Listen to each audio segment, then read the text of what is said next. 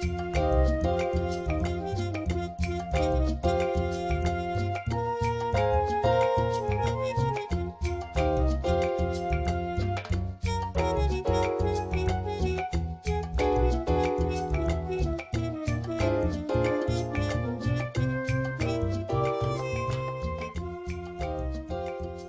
in episode 10, we discussed a new classical recording, Wranitzky Orchestral Works Volume 1 by the Czech Chamber Philharmonic Orchestra, and that was conducted by Marek Štilec.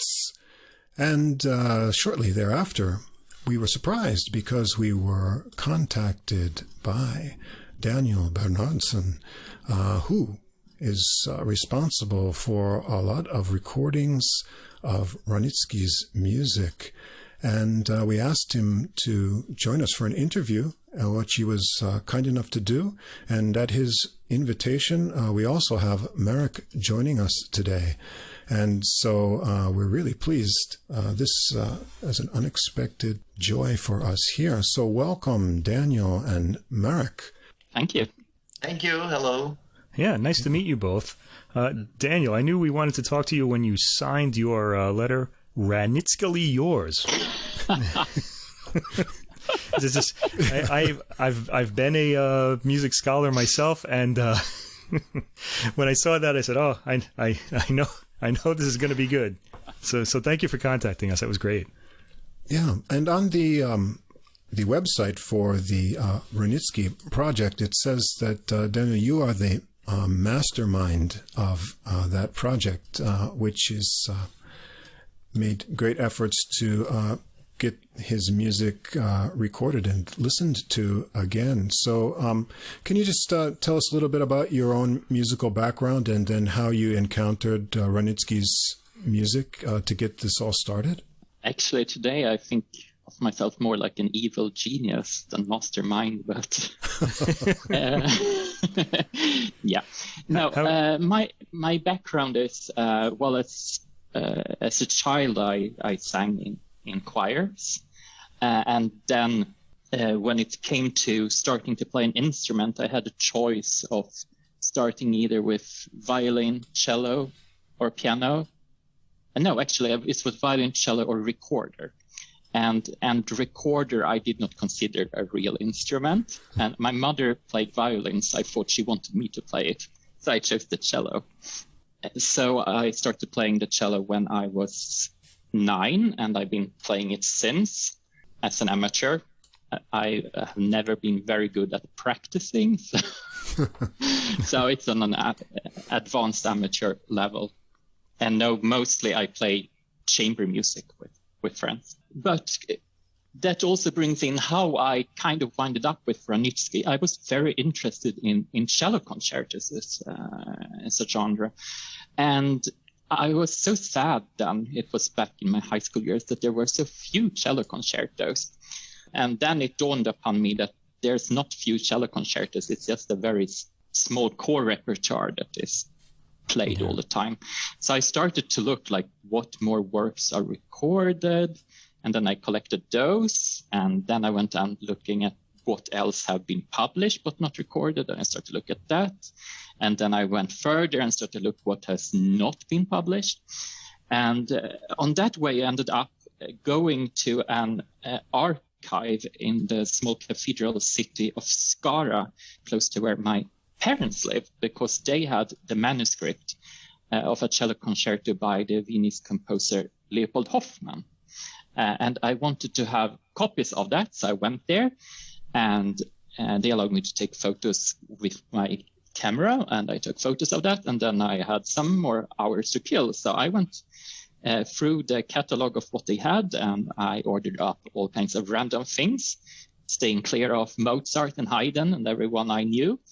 And I took photos of random things, symphonies, concertos, quartets, everything. And then when I got home, eventually I started to notate some of these works in Sibelius, which I've been working with for ages. The software program. Right? Yeah. And lots of these works, it's quite a lot were not so interesting, and I got bored after a page or two.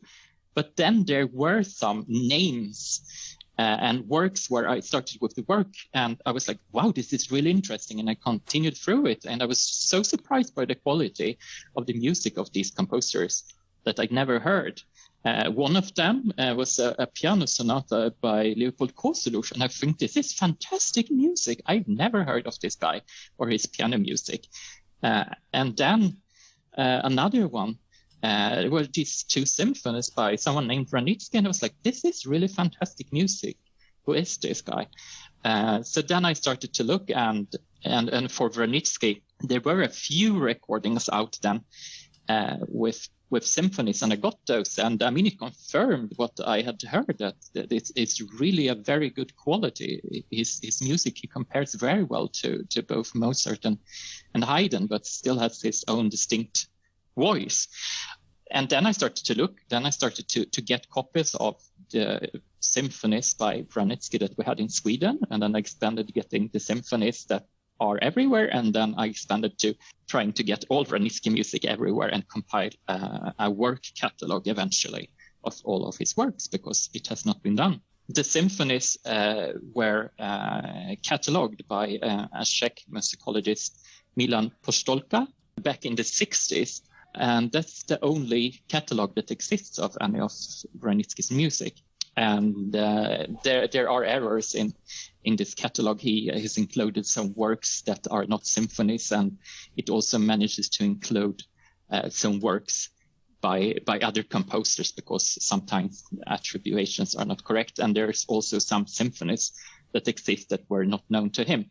Unfortunately for him, just after he released this book, and invasion of Czechoslovakia happened, and he got stuck behind the Iron Curtain, so he really couldn't continue so much of his research. Otherwise, I think he would have taken his research on Wranitzky much further, but he was researching both Kozeluch and Wranitzky, but unfortunately, I think he was not able to take it much further. I heard from Christopher Hogwood, who was a friend and really the one who pushed me to start this Wranitzky project, who had studied with Postolka in Prague, that Postolka was quite bitter over not being able to carry on his research because of not being able to travel and get his hand on these primary sources. Well, there's a lot in there I'd like to ask you about. Yes, it's long-winded. No, it's fantastic. There's a lot of information. I think we should start, though. Can you tell us a little bit about the composer's career? Paul Wranitzky, when was he born? Where did he work? Was he successful? Can you tell us a little about him? Yes. So he was born in 1756 on December 30th. So he was born the same year as Mozart, and he was born in Novarice, which is a small village in southern now Czech Republic, right? In Moravia. So he's not Bohemian. That part belongs to Moravia. Okay. And in Novarice, you have this. Now, this was the Austrian Empire at the time. Station. Sorry. That was the Austrian Empire at the time. Yes, it was. Okay, I just want to confirm that. Yeah. Okay. And in Novarice, you have an abbey. So he went to the school there growing up, and got his first instructions and instruments there. And also during this period in the 18th century, the Czech lands were known as the conservatory of Europe, because such large parts of the population played instruments.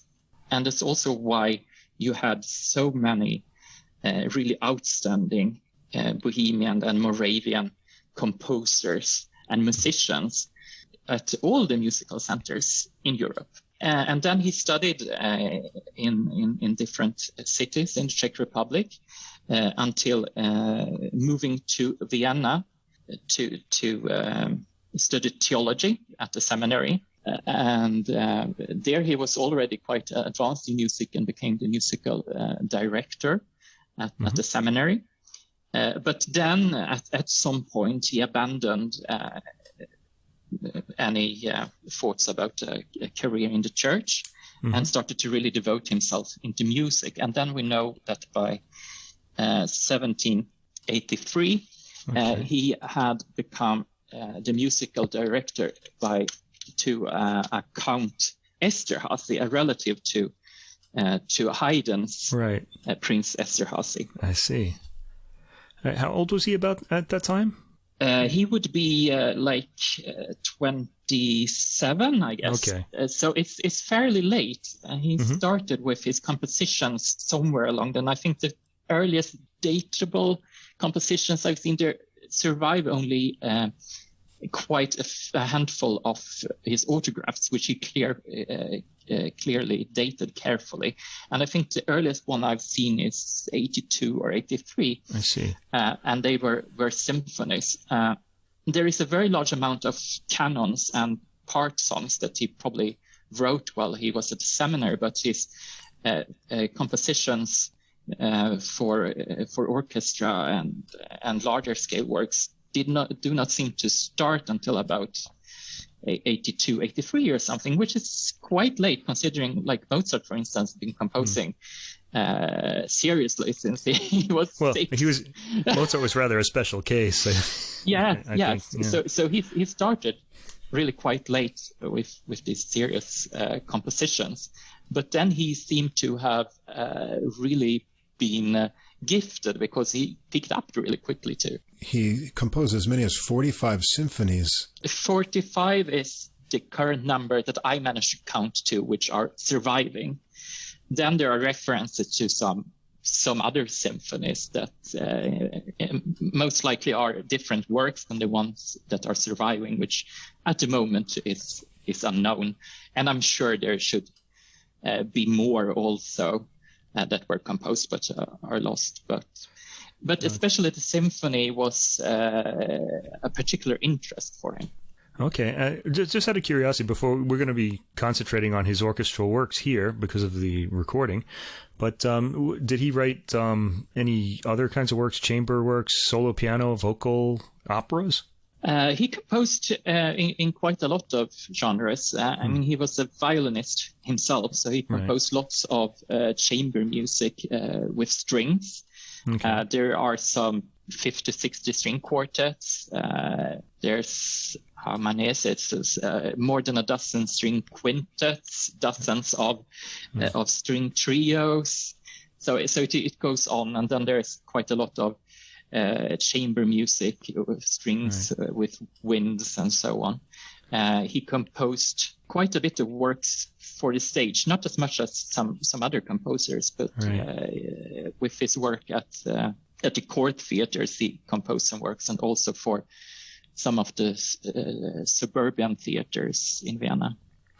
Did he spend his entire career at the Esterhazy family, or did he eventually leave them? No, that was quite short-lived, because he's mentioned as working for this Count Esterhazy in 1783. But then by 1785, he had become orchestra director at the Kärntner Theater, one of the two court theaters in Vienna.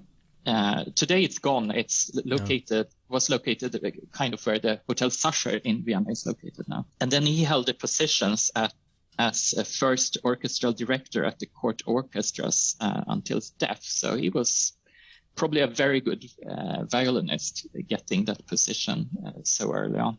It makes us wonder then, reading a bit of Wranitzky's history and the research I've been able to do, that it seems he was very well respected by Mozart, and later Beethoven held him in high esteem as well. Why has history not been so kind to keeping his music being performed? Why don't we know him as well as other composers? I would say because of those two names you mentioned. Yeah. In the looking at music history, it seems that it only manages to hold two names at a certain time into memory. And at this time in Vienna, you had Mozart, Haydn, and Beethoven. And even Haydn, who was really a musical giant, has kind of been put like in third place there. So there were so many composers in Vienna at this time, and lots of gifted ones. But it's been very hard for many of these to break through, and they've been kind of called these Kleinmeister, like these minor composers, and then they've been really totally overlooked. And while research and so on is concentrated on like the smallest, craziest details regarding Mozart, like what was the color of his coat buttons, or what pet birds did he have, and there's like papers on that. For many of these other composers, we basically don't know more than when they were born and when they died, and part of what they composed, but no one has really made efforts to really look into these works. Right. I guess what I want to ask, and then hopefully we can bring Marek in at this point too, then Mike and I are often, Mike is really also interested in very modern 20th and 21st century classical music. And I go the whole... he goes the whole way. the whole history. We often hear or read about the challenges of a composer these days getting his new music, recorded and gaining interest from musicians, conductors, and listeners. How hard is it then to get a forgotten composer from hundreds of years ago to get people interested in taking this up? Does it have that allure of mystery as something that time forgotten, or is it even harder? And then out of that and what you've done to get this recorded, how did you then come to meet Marek and get this current album realized? Okay, I think when I've been running this Wranitzky Project, a website dedicated to Wranitzky and his works for about 15 years now. And I've been contacted with quite a lot of musicians and conductors interested in the work. But the thing is, mostly it's community orchestras and amateurs, because the big professional orchestras, they are so focused on the core repertoire that they don't really want to take any risks. And I know since when I started this project with the help of Christopher Hogwood, who was a very respected musicologist and conductor, he wanted to program Wranitzky, but the orchestras were so reluctant to program this, even upon his recommendation. And I know some other conductors that also has wanted to play him, but the orchestras no, and they just let's go with Beethoven number 5 or Mozart Elvira Madigan Piano Concerto again, and then this just keeps repeating. And even if the conductors wants to bring it out, it's so difficult for them to get it out there, because whoever decides on the programming is very reluctant to risk programming something they know nothing of. Then now when it comes to recording, then I mean this core repertoire is so completely over-recorded. So putting out yet another cycle of Mahler or Beethoven or Mozart, I mean, there's thousands already almost. So you really need to put something, bring something completely new and fresh to the table for that. And then getting to this unrecorded repertoire, there's lots of really beautiful things out there. It's kind of like Hollywood keep making the same movies and sequels over again. Well, we discussed the Korensis new Beethoven recording a couple of weeks ago.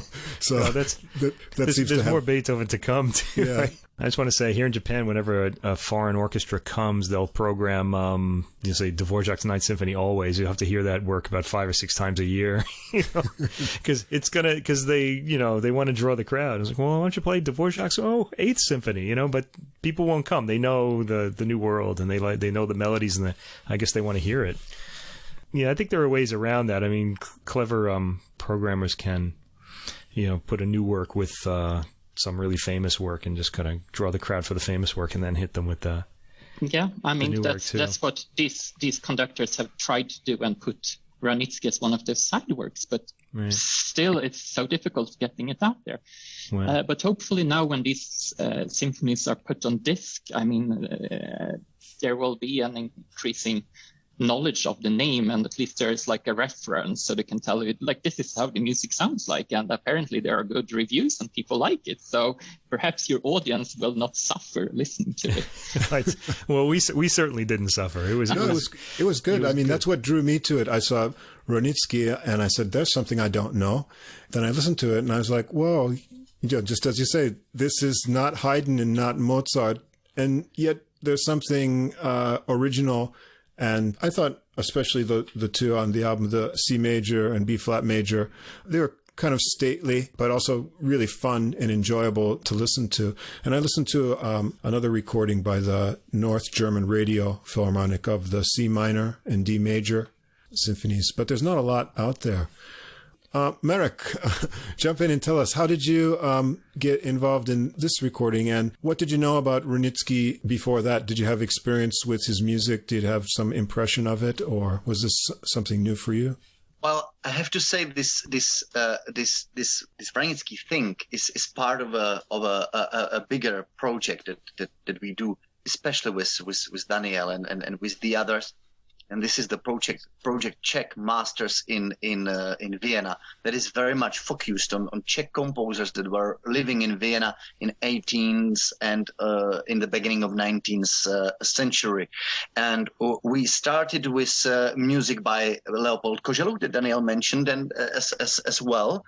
And we recorded his symphonies and his coronation cantata and other stuff, vocal and instrumental.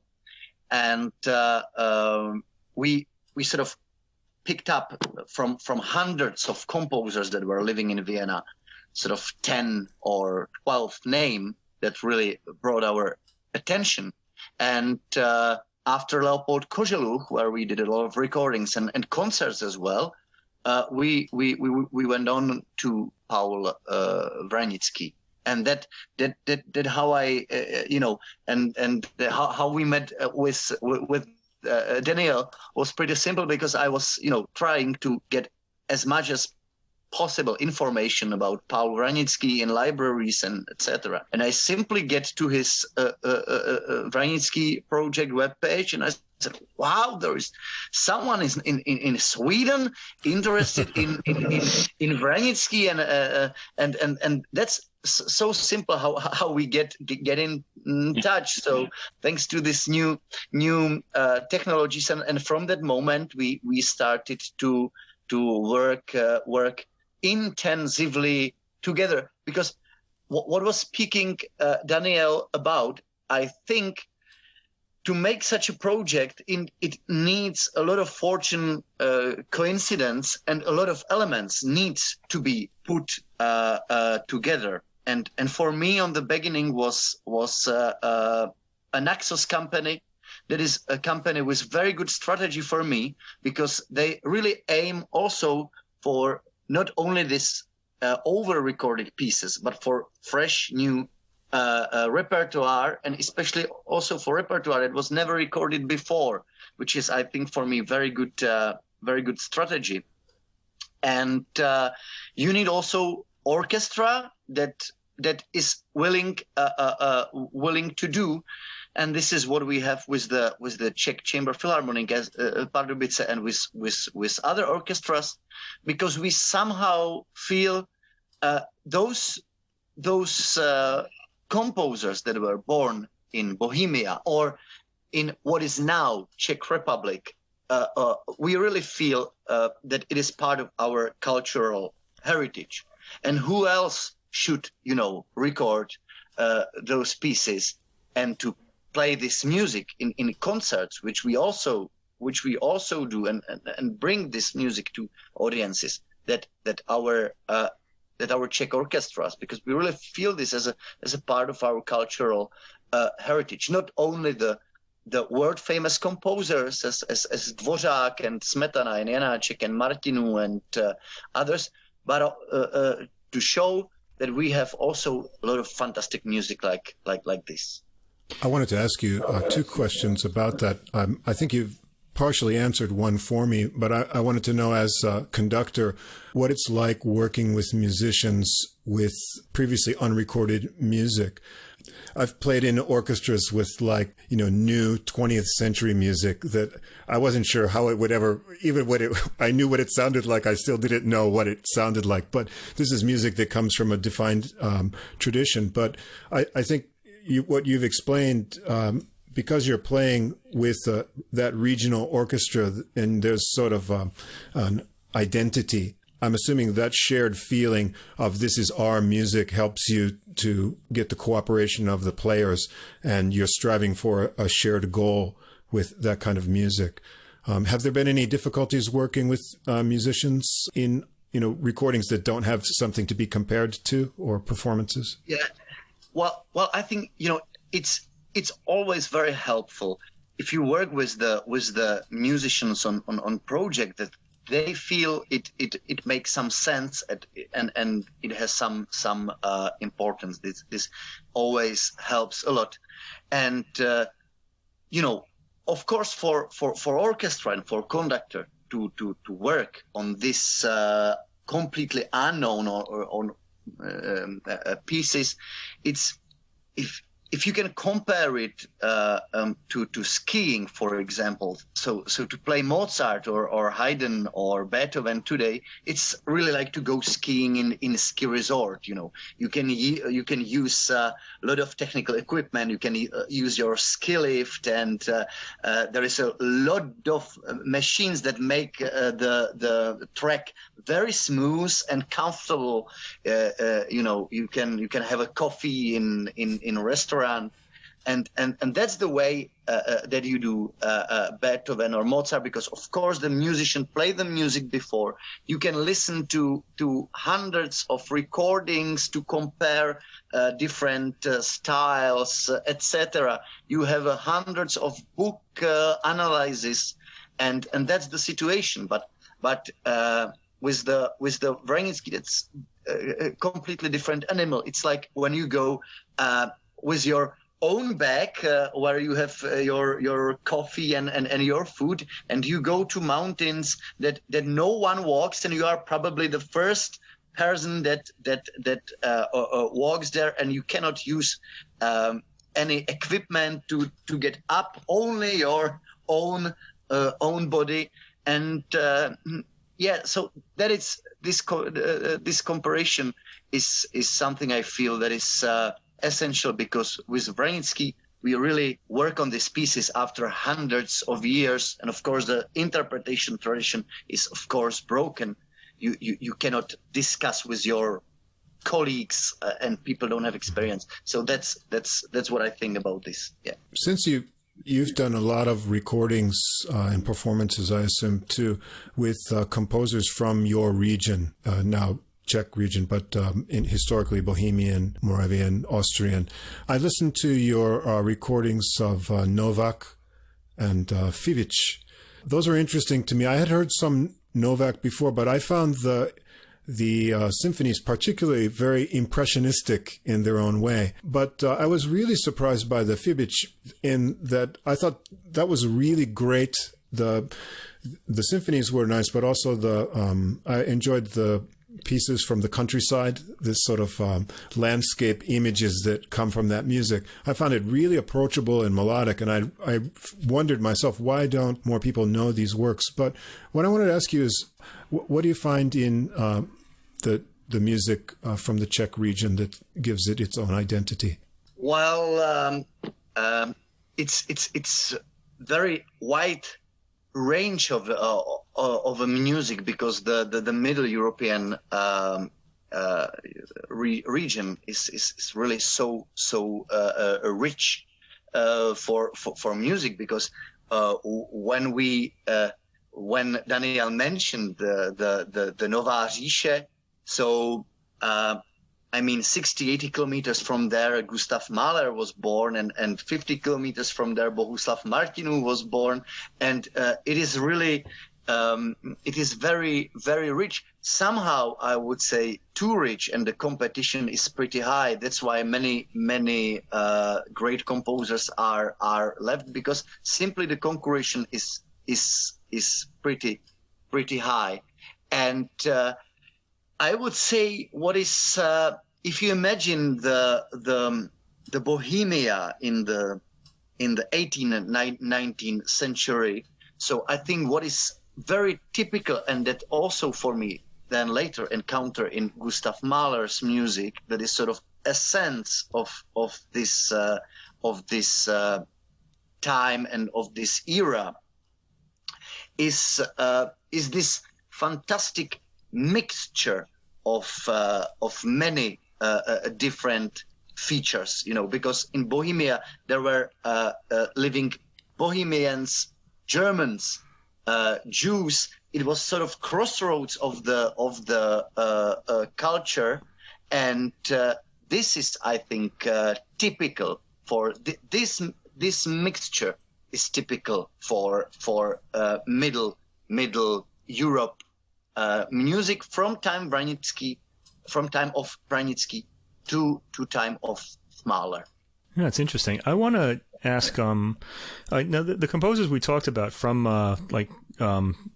the area, the Czech Republic, and were all in the Romantic era, and this was a period when national identity was becoming a big, very important. Like a lot of composers were composing for for the nation, you could say, like, people like Smetana and, we talked about Fibic and Novak. But when I was listening to the Wranitzky recording, this is more, I thought of it initially as Mozartian. Okay. It's there's a sort of, style that was in use at the time. And I'm wondering, you talk about a composer like Wranitzky as being your composer. Like, what are his, how does he differ from Mozart and Haydn in his writing? Either one of you can answer this question. What are his musical fingerprints? Like, what makes him Wranitzky in his music? Well, maybe it's time for Daniel to talk. It's a very, very good question. I mean, if you listen to lots of composers from this time, you feel, it's Mozartian. But I mean, it was kind of the common language at this time, and Mozart is just the most well-known representative of it.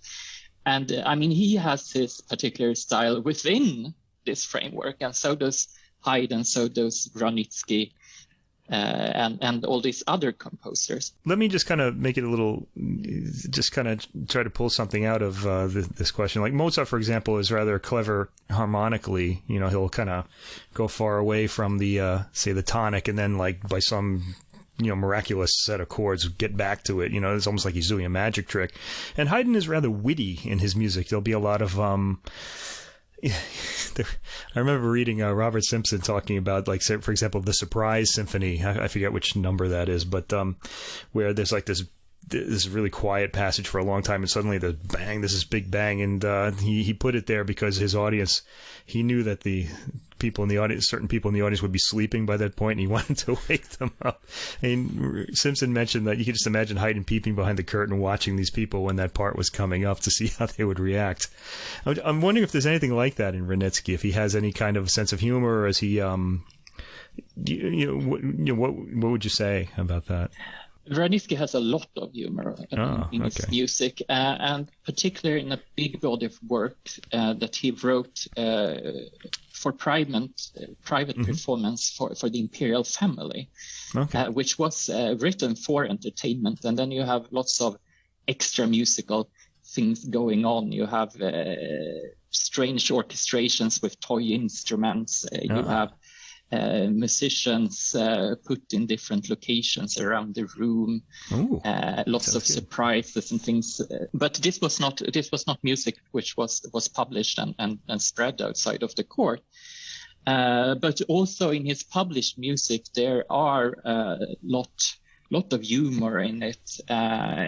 He is very good at writing really catchy, happy music. But I mean, he can write very dramatically and somber and noble also. But I think this kind of happy, joyful music, it's something which really is at the core of what he's writing, and it might also have something to do why he fell out of favor, because this seeing symphonies as kind of this happy, joyful music, etc. That did not sit very well with this Beethoven notion of everything being extremely dark and difficult and complicated and so on during the Romantic period. Right. But also Wranitzky pays big attention to the orchestration, and you can really tell that he was a working orchestral musician, because there are so many things going on in so many instruments. And being a cello player myself, I see like that the cello line is much more interesting in Wranitzky than in Mozart and Haydn, I think. And the violas usually have interesting things to do. And I think in many symphonies he plays a lot with textures. You have different rhythmic patterns going on at the same time in parallel between different instrument groups, and then he switches it around and so on. So he's a really great scorer. Marek, what do you think, who has conducted and tried to bring some clarity in this? Sorry? How would you characterize this composer just from conducting him? What came out? Like, what did you notice about him? Well, it is for me, Wranitzky is very futuristic composer.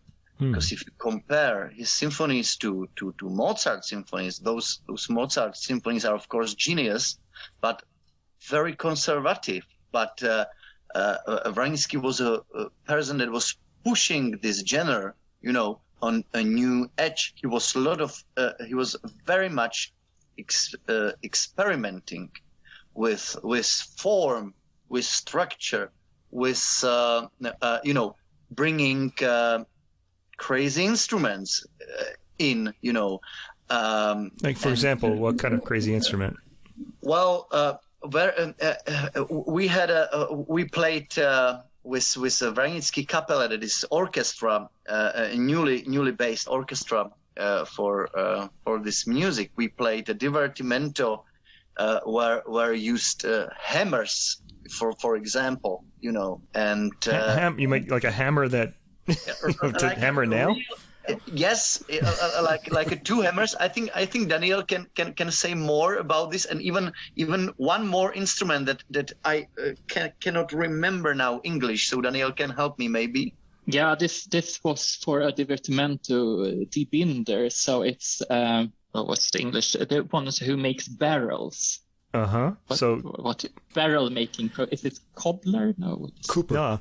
A Cooper. There you go. Yeah, Cooper. Yeah. Okay. Yeah. So it's about divertimento written for the imperial family, some kind of ballet with this. So there were parts for 4 hammers and also an axe, which apparently you use when you build barrels. So it sounds fantastic. Yeah.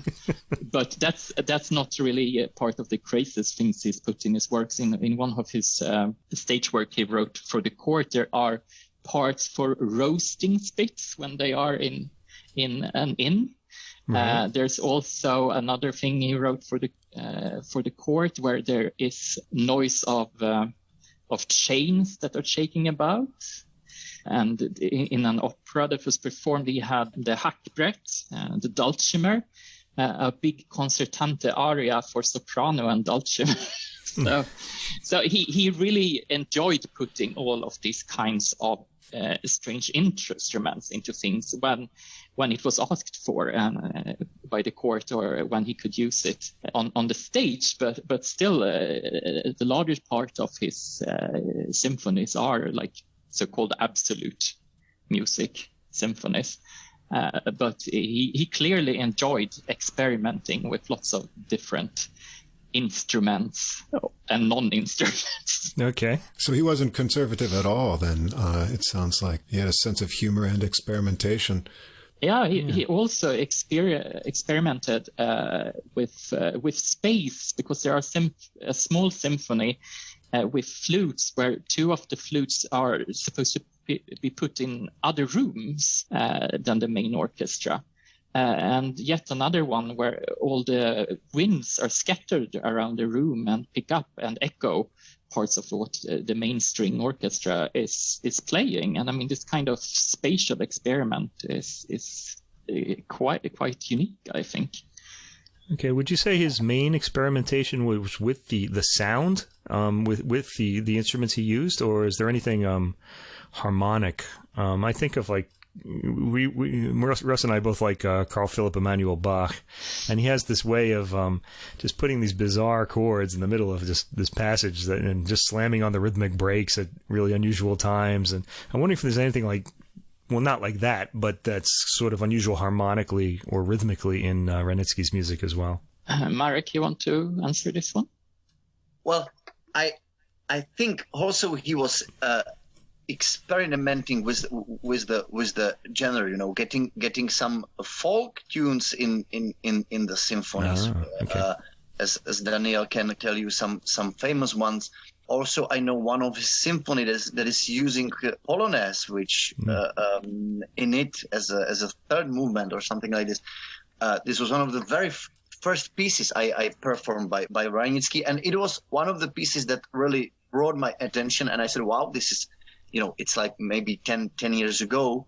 Was not part of this project, but somehow I get to this symphony, and I said, wow, this is a very advanced composition, and probably this was the first time that brought my attention to Wranitzky, when I really met, not only as a name in musical vocabulary, but as really with the music, and also about the texture he's using, because he's using of the independent lines, because in the very classical period way of using the orchestra, you have pretty clear who is playing the melody, who is playing the harmonic accompaniment, and who is playing sort of bass line, that is the bottom of the music.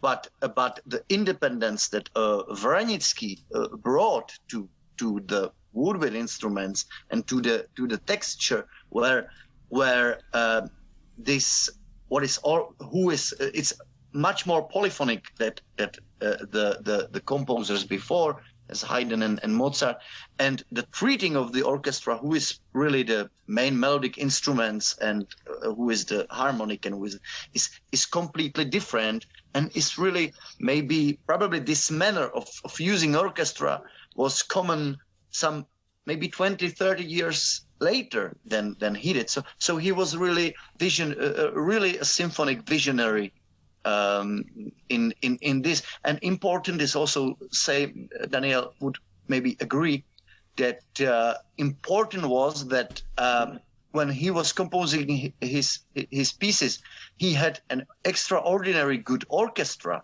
in his hand, and also he had a very full woodwind section that is used in his orchestra. And I think this was important as well, because when something new is coming, you need to you can write it, but you need to hear it back as well and get some feedback. Yeah, so that's, maybe Daniel can tell more about.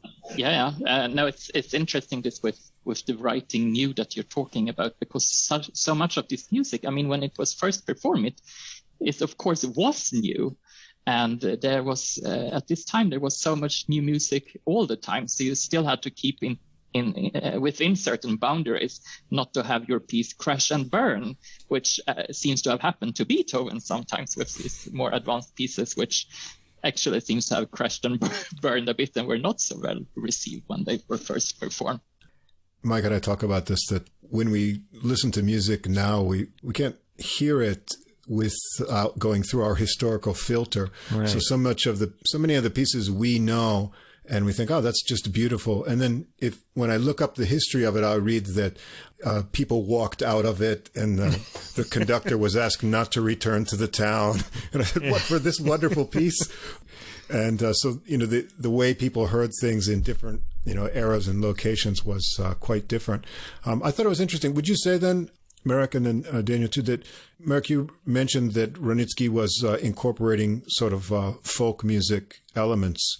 Was he rather early on doing this for that region at the time, or do you think that was a significant influence in his compositions? Yeah, well, I think so. Of course, the folk music was always inspiration for composers from the beginning of the music history. So that's pretty clear. But the way he incorporate this in his pieces is challenging, and also the melodic stuff really represents this bohemian tuneful music and the Viennese elegance, and maybe also in this marches, this military music tradition. It's all reflected in his music, and just one my note that many of these unsuccessful premieres of the famous pieces sometimes also had a very practical reasons, because sometimes the composers needed to pay the musicians themselves, which means there were not many, and they didn't have so many rehearsals. And if you have a pretty challenging symphonies and pieces that are challenging even for today's musicians, and if you imagine which can be prepared, because you can listen to, I don't know, Eroica Symphony or whatever many times, and you can practice. But if this occurs for the first time on your stand, and it's much more longer that everyone expect, and those pieces were unrehearsed and things like this. So sometimes the reasons were also very, very practical, because I think this was also way they treated the music at this period very, very practical. Maybe we have a very scientific and sort of romantic Mahlerian style of understand music and what is written. But for them was very practical matter. If they come up with a symphony with clarinets and they were not in the orchestra, someone came and transposed it to oboes or I don't know, and they didn't feel it as something bad. It was it was a living the music was a living thing, and it was very, very practical. After the Romanticism and especially the 20th century, our understanding of music changed a lot.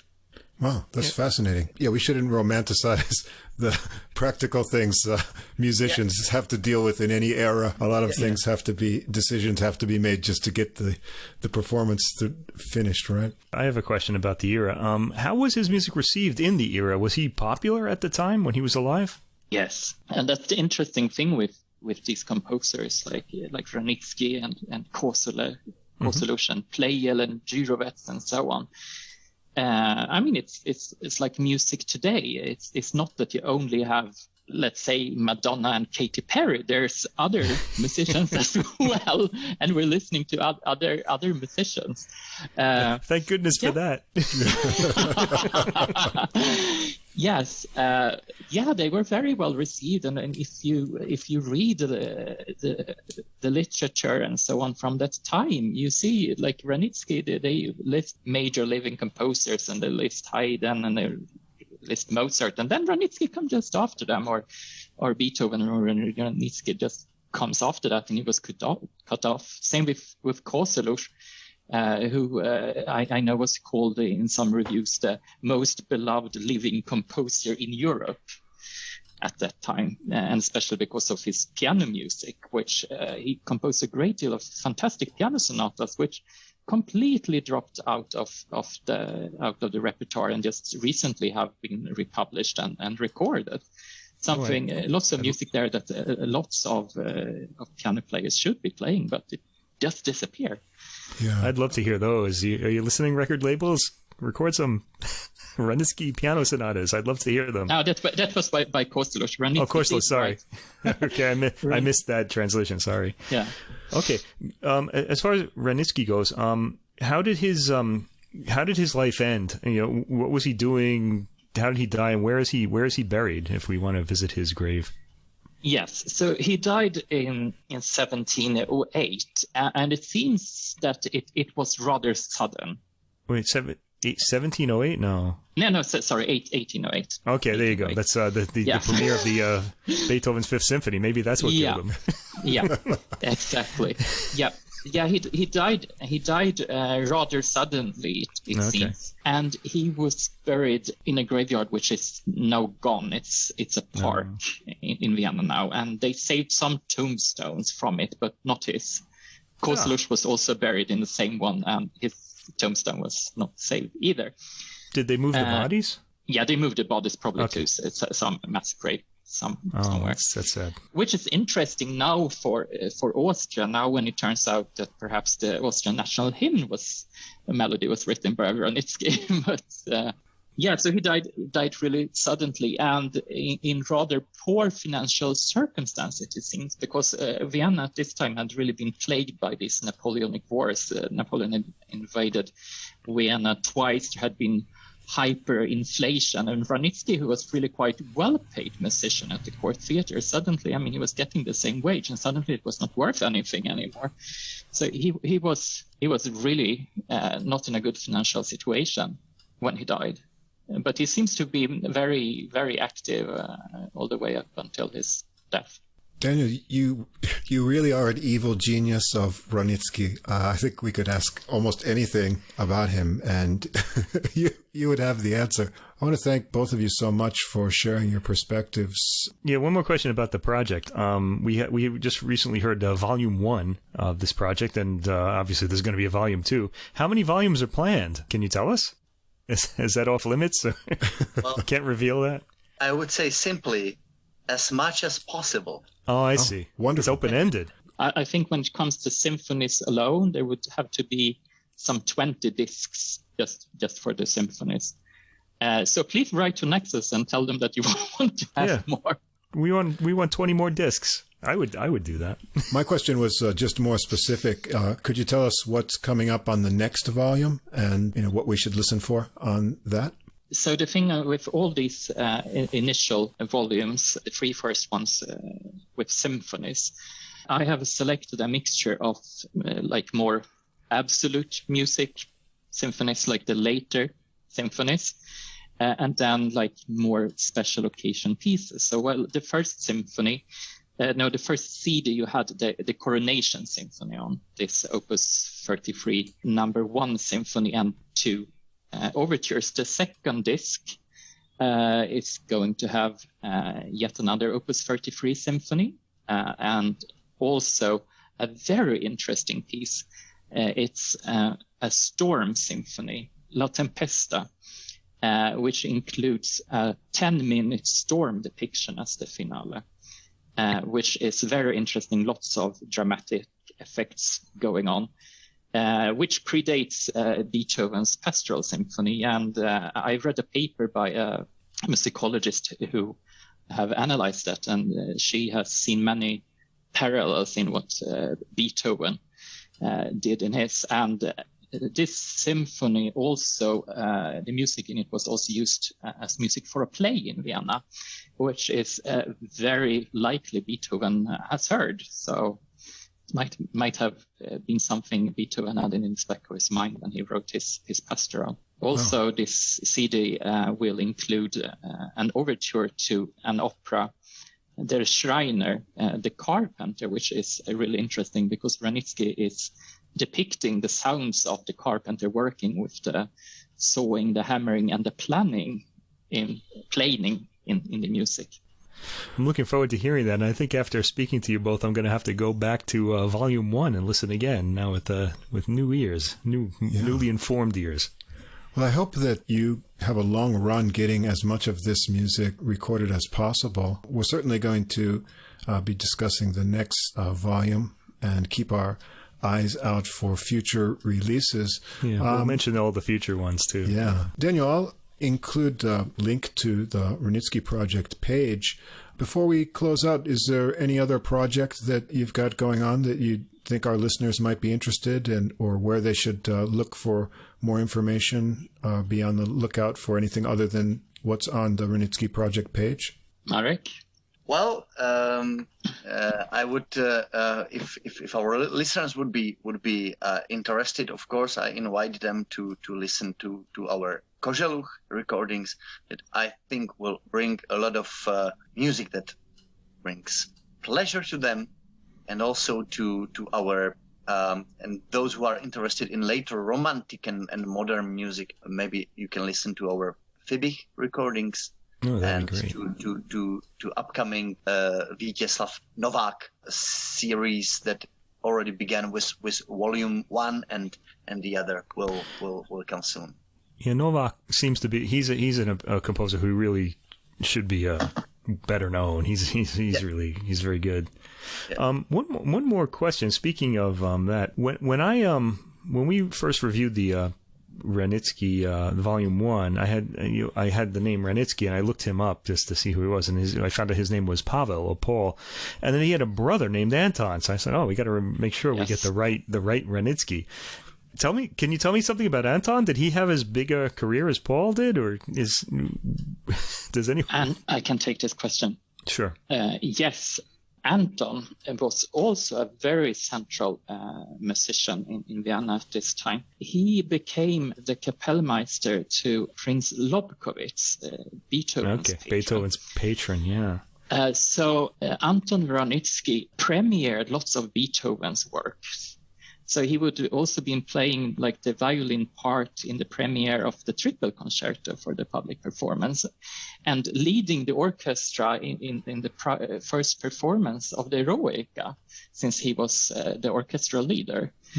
So he was very well situated. He also composed a lot of music, symphonies. There is a big body of over a dozen violin concertos, only a couple which has been recorded, and lots of chamber music of very good quality, but not so much of it got published. It seems he didn't become such a big household name.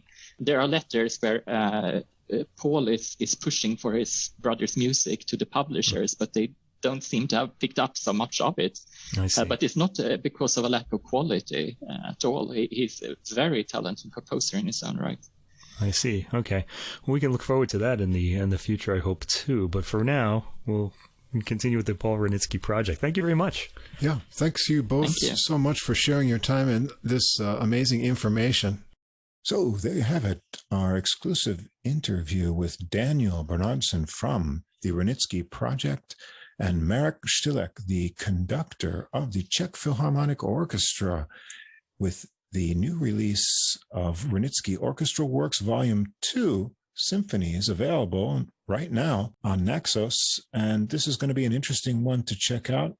We've got a variety of works here. Der Schreiner, which means the carpenter. And this is also including 3 contrasting symphonies. The dramatic La Tempesta, which contains elaborate storm effects predating Beethoven's Pastoral by over a decade. And then we also have the rather short symphony in A major, one of Wranitzky's earlier symphonic period pieces. And then the symphony in F, which has some catchy themes and an interesting score. And if you haven't already, please do check out the Orchestral Works Volume 1 that also has some overtures on it, and the symphony in C major, the Coronation Symphony, and also the symphony in B flat major, Opus 33. Yeah, I've got to say, after doing this interview, a composer I knew nothing about. Now suddenly I'm very interested, and I really want to hear these 2 volumes, the new release, and even any future ones they might happen to release. This is a pretty interesting project. An ongoing series of works to record his music, and hopefully we'll get a lot of listeners for this. Not new music, but newly recorded music from long ago. I enjoyed the newly first recorded one. forgotten music, really. Forgotten music, that's right. Yeah. So we'll put links to the Wranitzky Project, Daniel's homepage here, also Marek's homepage, and do check out some of his other recorded works from this region. There's a variety of composers he's recorded works of, and we'll put down the 2 links for Naxos, Volume 1 and Volume 2, and look forward to new releases of Wranitzky's music in the future.